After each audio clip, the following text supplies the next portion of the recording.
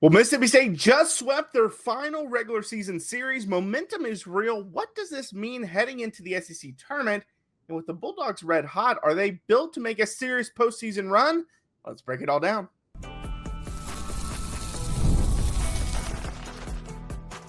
You are Locked On Mississippi State, your daily podcast on the Mississippi State Bulldogs, part of the Locked On Podcast Network, your team every day. Thanks for making Locked On Mississippi State your first listen every single day, part of the Locked On Podcast Network, your team every day. This episode is brought to you by Monarch Money. Take control of your finances with Monarch Money. Use code LOCKEDONCollege at monarchmoney.com for 50% off your first year.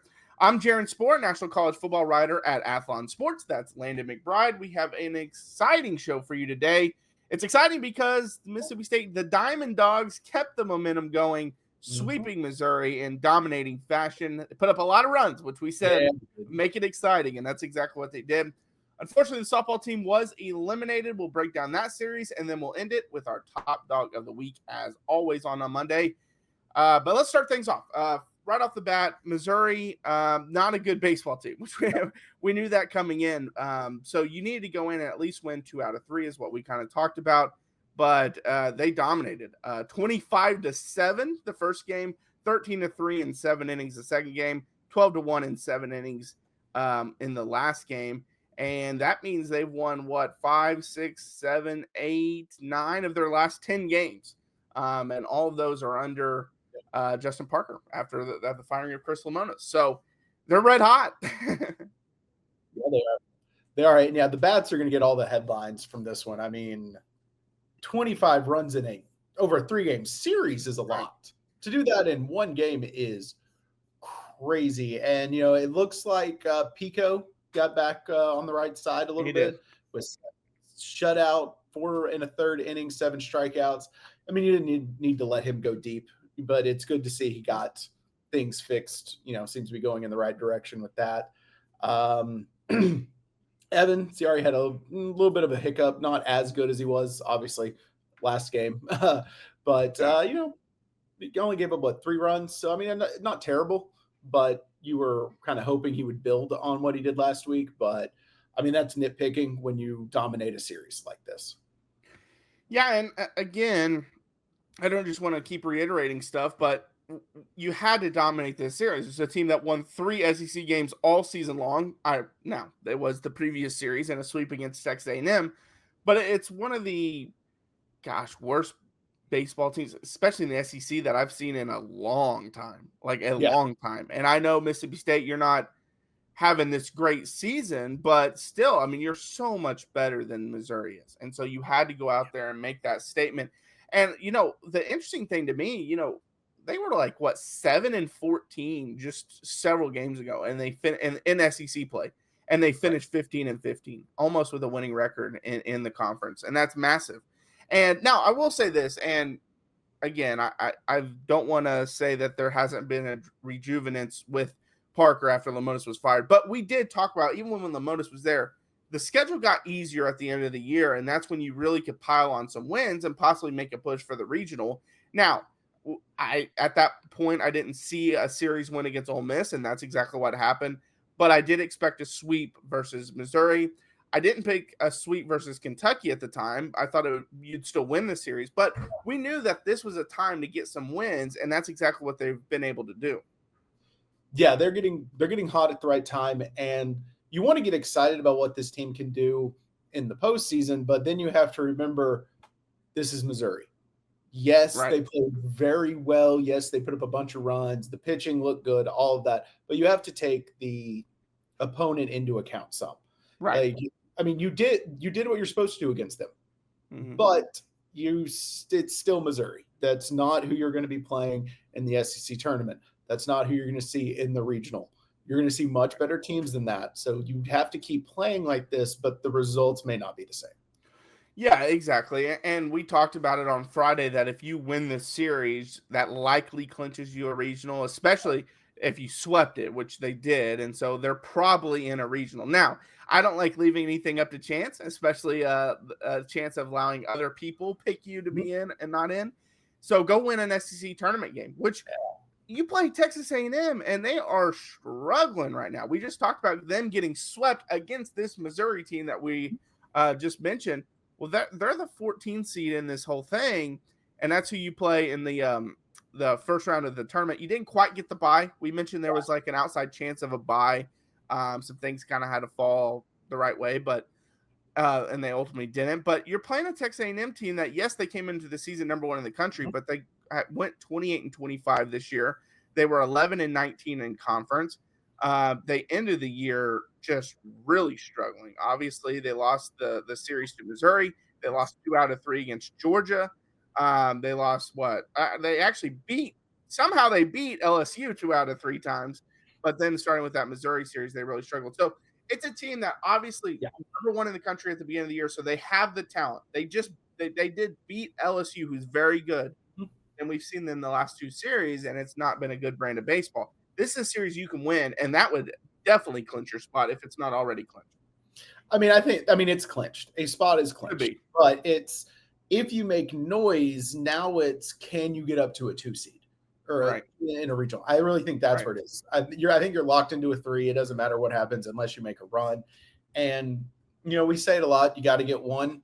Well, if you get 1, that's your first step. You got to do more than that to get up to a 2 seed, if that's even a possibility. But you're in a position where Texas A&M is such a weird team because individually they have so many individually talented players, but this team is just bad.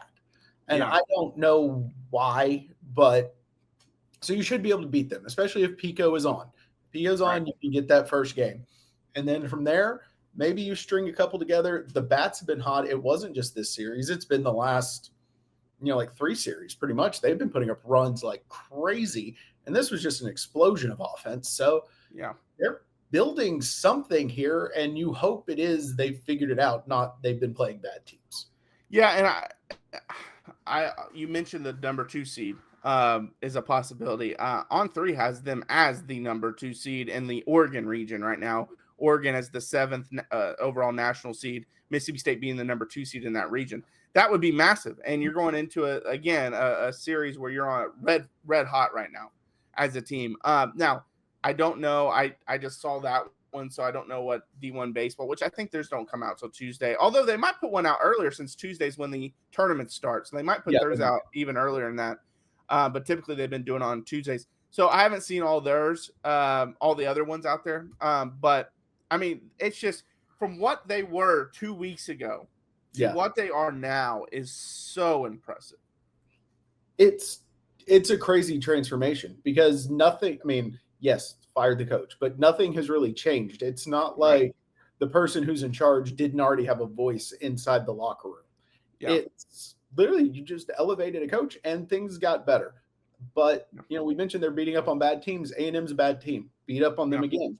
Like, just keep going as long as you can. It's so, with how people were reacting, how we were talking about this team, how everyone online was talking about this team, it was like we were Missouri, honestly. Right. Like, that's what it was like. And then it's just been a hot, 3.5 weeks. And here we are. The narrative changed like that. An outside shot at getting a 2 seed in the regionals. And that's huge. Yeah, and they definitely have it lined up to make a run here. Mm-hmm. You get A&M, like I said, that'll be tomorrow night. I believe it's at 8:00 Central Time, a night game. But then the game right after that is Auburn, and you took 1 out of 2 against Auburn. That was obviously the last series in Lemonis's era. That's a beatable team. Then if you were able to win that, you would get LSU again. I believe they lost actually all 3 of those games, but the first 2 games were decided by 3 total runs. You're in those games, and I believe that was so earlier in the season. I believe that was a game or a series where the ton of errors just killed them in that series. And if they don't make the mistake, and maybe the series, but they definitely maybe pull a game. And I'm not saying they're going to make a run and get all the way to LSU. I'm not saying they're going to make a run and win the whole thing or anything. But it is lined up where they could make some noise here because, like I said, you hope that bad A&M shows up and not the good one because if the good one shows up, it could be an early exit for you. But if the bad one shows up, which is the one that's shown up the last 2 series in the SEC, that should be a win, and then we'll see what happens in the Auburn series. Yeah, and we got to get. I think you need to get one here, just also from a morale standpoint. Doing all of this to then lose to this bad A&M team in the SEC tournament, I think it would suck some air out of the team, just because of how bad this A&M team has been. But if they get a little bit of run, let's have some fun. Let's just keep the fun going as long as we can. Yeah, and the one thing that I thought was kind of interesting in the Missouri series, because we kind of talked about it.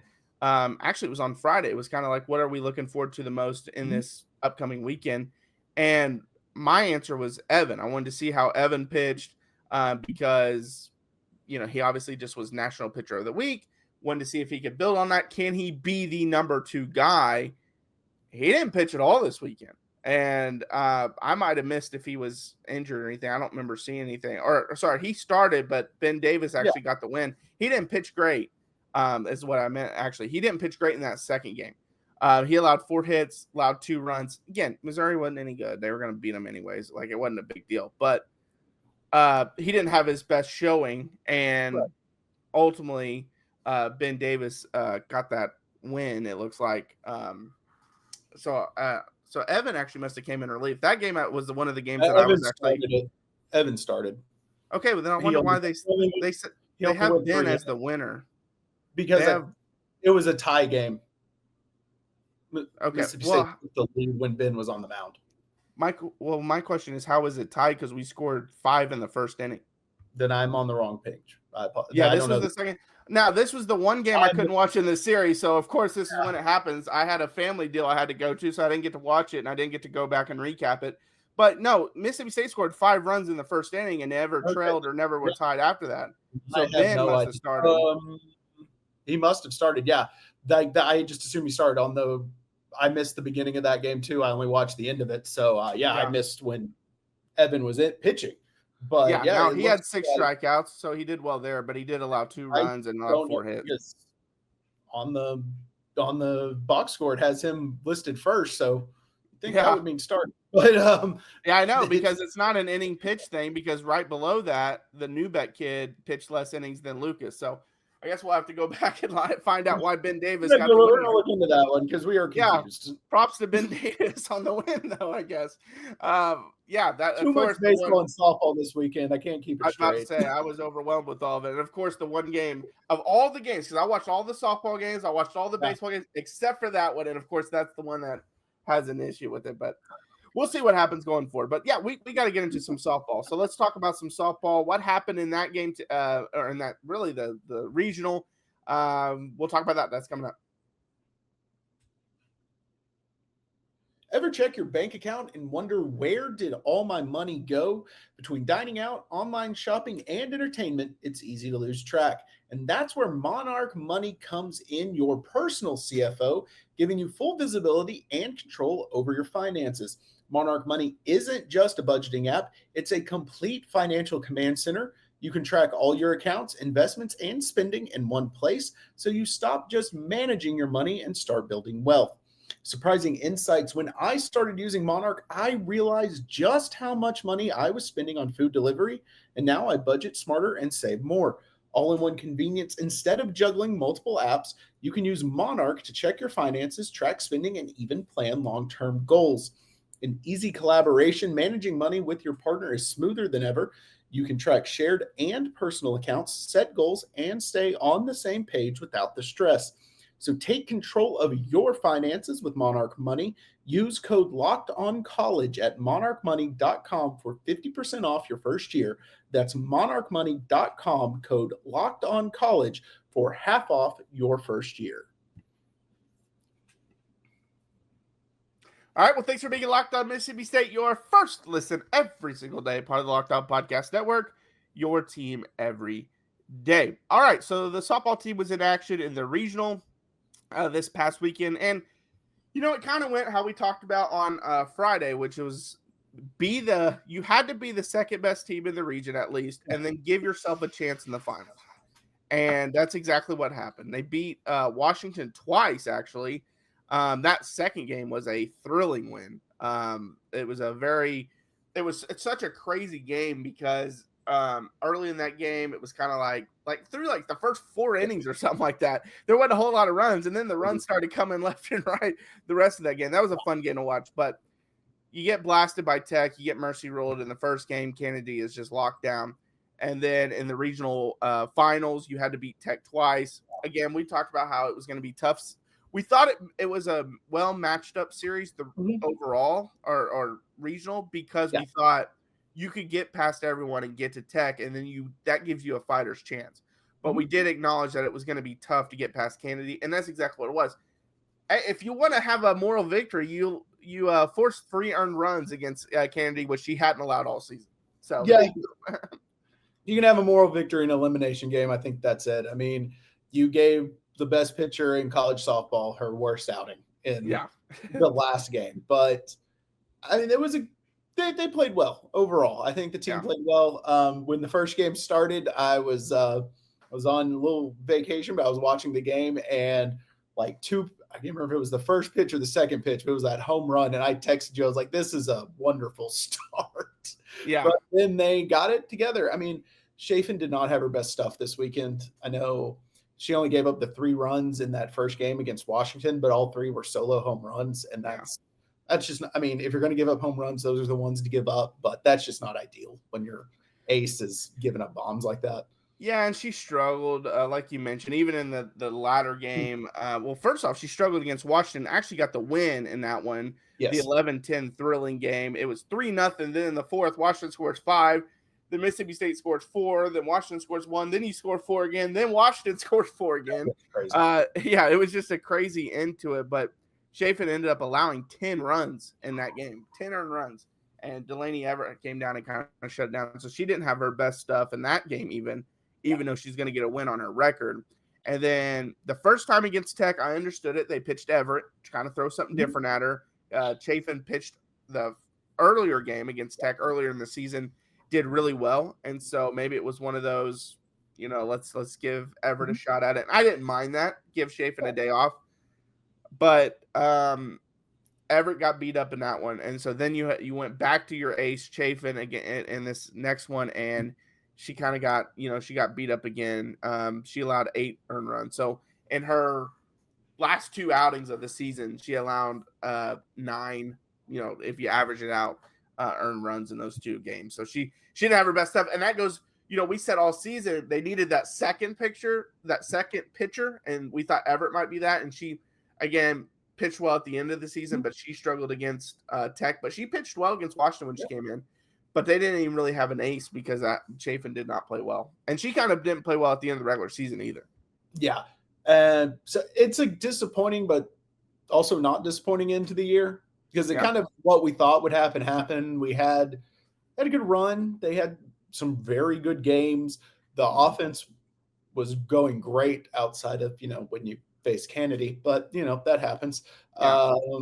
So it's kind of, like I said, it's disappointing when it ends, but you figured it would happen like this, and I'm glad it happened to Kennedy, and you didn't get eliminated by Washington in like the first game. I mean, you lost to a team with a starting pitcher who might go down when it's all said and done as the best pitcher in softball history. I mean, she's that good. She has a chance to tie the record for the most seasons of being number 1 in the country in ERA, which is 3, and she's done it all 3 of her seasons. So she's still got a 4th season. So the other pitcher to do that was Kat Osterman, and she did it her first 2, didn't do it her junior year, then did it her senior year. So Kennedy's got a chance to do it all 4 seasons and set the record there. She's just incredible. And it was just, like you said, it kind of sucked to end it. But think about it. You went into that series as the number 3 seed in that series. Washington was the 2 seed. Yeah. And you ended up being the second best team in that series, in that whole regional.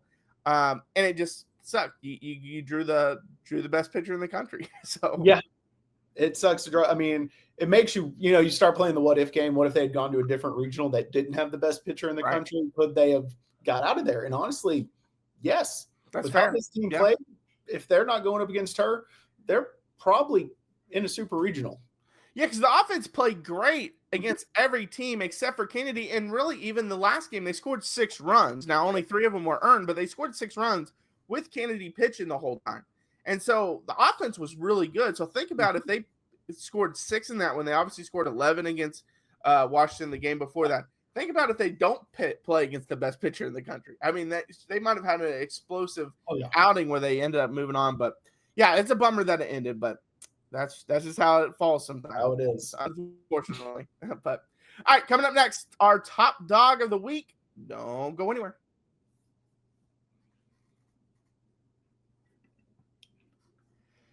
Well, thanks for making Locked On Mississippi State your first listen every single day, part of the Locked On Podcast Network, your team every day. All right, Landon, who is your top dog of the week? All right. Well, I'm going with Hunter Hines for breaking the Mississippi State home run record. I mean, that thing has stood since Palmero was there. Yeah. So been around a long time, and he broke it in the second game, and I believe he tacked on a couple more and is either at 69 or 70 for his career. I don't remember what the final tally ended up being because they just tell you how many he's hit this year, not how many he's hit his career in the box scores. But no, congrats to him. That's awesome. I mean, when you have something that has stood for that long and is a player both in college and professionally, the caliber of Rafael Palmero, I mean, breaking that record's awesome. Yeah, I thought about going with him. I figured you would probably handle that, so I didn't have to give him some love. I also thought about you could have picked almost anyone in the baseball team with the series they had. I wanted to go outside the box here. And I know I'm going to say this, and I'm going to immediately get backlash from people saying, that's not a sport. It doesn't count. Well, Mississippi State recognizes it as a sport, and they tweeted about it. So if you don't think it's a sport, you can take it up with them. The Mississippi State esports team won the national championship this year. So I'm not going to go in like I'm an expert on esports because I'm not going to go in and talk about all this amazing stuff that they did because I don't know much about it. But if you're a national champion, you need to get at least a shout out, and we're going to give you a shout out for that. Yeah, that's awesome. Again, that's something, it's a little off the radar. Do you even know what game they played? Because I don't. No, I don't even know what game they played. Yeah. Oh, Valorant. They played Valorant. I'm not entirely sure what that is, but you win. I've never played it, but I know what it is. And they defeated Western Colorado in a best-of-5 series. There we go. Take that, Oklahoma City Thunder. Took 7. This is a 5 series, not 7. No, I mean, seriously, props to them. We can make jokes, but it's seriously. Yeah, no, it is awesome. It's a national championship. And from what I was reading, because I didn't know much about them, they're one of the better programs in the country. And I don't know how many programs actually have them, but they have Ole Miss has one, and they beat Ole Miss 4-3 for the second year in a row. So again, national championship, and they're one of the better programs in the country. You'll take it. And again, if you say it's not a sport, Mississippi State recognized it. They tweeted it. Esports. It's right there. It is. It's right there. But no, congrats to them, but congrats to Hines. Ace Reese is another one that had a great series, and I wanted to bring up him as well, even though he's not my top dog of the week. He had a great series. He has to be the number one name on the next coach's list to say he is staying here. He can't leave. I got to make sure he stays. He's the one you have to circle. So we'll see what happens there. But also found out Ben Davis did come in relief of Evan. He did come in as the relief pitcher. Why he got the win, I don't have an explanation for that, but he was the reliever. I wasn't crazy about that part. But I don't know how you get the win there, but he was the relief pitcher. I don't know. Yeah. So when I was looking at it, because that was the one game I didn't watch. And so I was like, I know Evan didn't pitch in the first and third game, so maybe he just didn't pitch. I watched the end of it. I know Evan didn't finish the game. I watched it. Because it said Ben Davis got the win. I'm like, oh, okay, well, Evan didn't pitch. And for those that don't know, I'm getting married in July, so I had some wedding stuff to do that day, and I just wasn't able to watch it. And so I haven't been able to go back and rewatch some of this stuff like I usually do. It's been a busy weekend, but I was like, no way Evan didn't pitch this weekend. And then when I saw that Ben won, and then when I clicked on it, it had Evan's name too. I was like, no, they didn't start Evan after being the national pitcher of the week. That doesn't make sense either. So they didn't. I don't know how I didn't get a win when you have like an 8-0 lead. Yeah, I don't know. Congrats to Ben. Maybe he should have been top dog of the week. you get a win, even though you didn't start. Congrats. All right, well, thanks for making Locked On Mississippi State your first listen today. For your second listen, check out the Portal Show. Brian Smith has the latest rumors, portal entries, and signings be the most informed fan on the rapid changes to the college football landscape, find the portal on YouTube or wherever you listen to your podcast. All right, I'm Jaron. Check out my work over on Athlon Sports. That's Landon. Follow us on Locked On Mississippi State. We're on Instagram, Twitter, YouTube, TikTok. We're on all those. We post videos Monday through Friday, so check those out. We also leave a comment on every YouTube video. We love your feedback on that, so make sure to comment on that. We always have a question or something on there.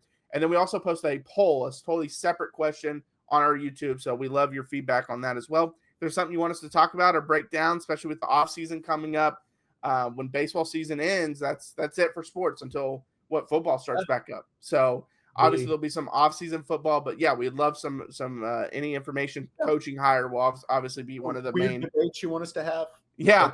The coaching hire will obviously be the biggest storyline of the offseason for baseball. But if there's something else you want us to talk about, let us know.